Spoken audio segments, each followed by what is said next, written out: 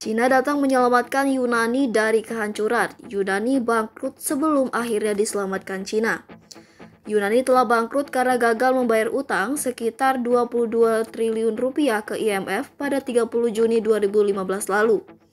Bertahun-tahun, Yunani telah hidup dalam resesi dan pengetatan anggaran.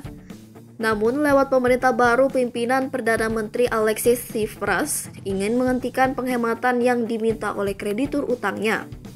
Setelah menolak syarat utang, tentunya Yunani tidak akan mendapatkan dana segar dari Eropa dan IMF. Bila kondisi ini terus berlangsung, Yunani akan makin terpuruk. Perbankan akan mulai kehabisan uang, para pensiunan tidak mendapatkan uang, dan tingkat pengangguran yang kini mencapai 25% akan makin parah. Yunani sudah kebanyakan utang.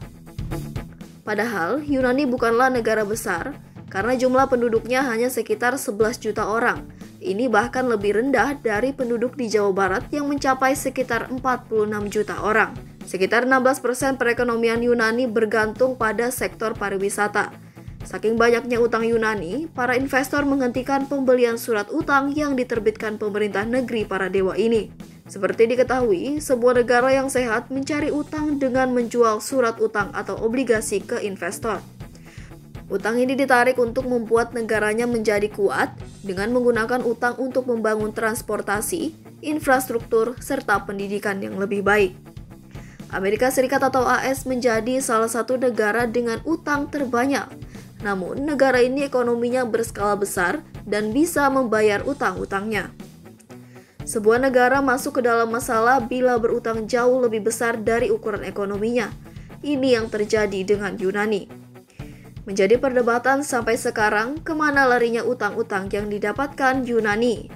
Seperti banyak negara di Eropa, Yunani tidak berada dalam krisis utang hingga krisis ekonomi dunia menghantam 2007 atau 2008 lalu. Krisis ini menular ke seluruh dunia. Saat kondisi ekonomi memburuk, pemerintah di banyak negara menggelontorkan banyak uang untuk menggerakkan perekonomian. Kebijakan ini untuk mengisi uang ke kantor masyarakat dan membayar uang jaminan sosial untuk masyarakat yang rawan masuk kategori miskin. Namun juga membuat utang pemerintah bengkak. Banyak negara masih bisa selamat dan tidak tenggelam. Sebagian negara di Eropa hampir tenggelam dalam krisis, tapi Yunani yang terparah.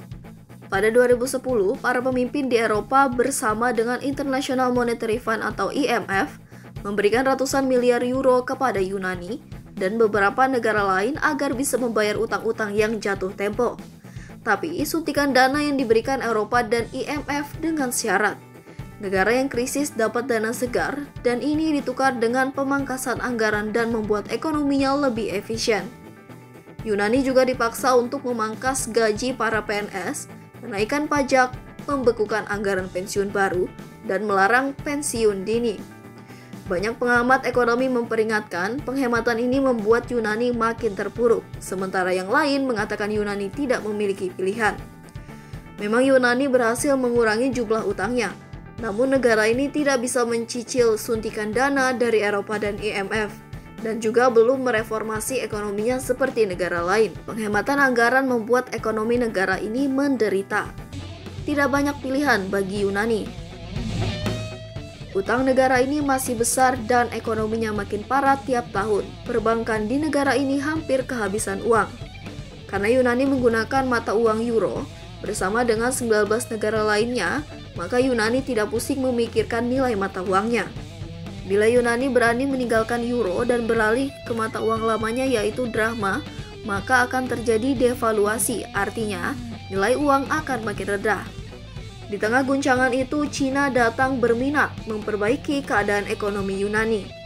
Pemerintah Cina pada saat itu menyatakan akan membeli obligasi pemerintah Yunani. Tindakan tersebut menurut Cina merupakan salah satu cara untuk memulihkan kepercayaan terhadap Yunani. Kini Yunani tengah memikul beban utang berat dan mendorong zona Eropa terjebak ke dalam krisis. Cina juga menginginkan agar hubungan perdagangan dan pengiriman barang kedua negara ditingkatkan. Kedua pemerintahan mengatakan bahwa negara-negara di dunia harus berkoordinasi dalam kebijakan ekonomi mereka untuk membuat perekonomian global tetap berjalan dengan baik.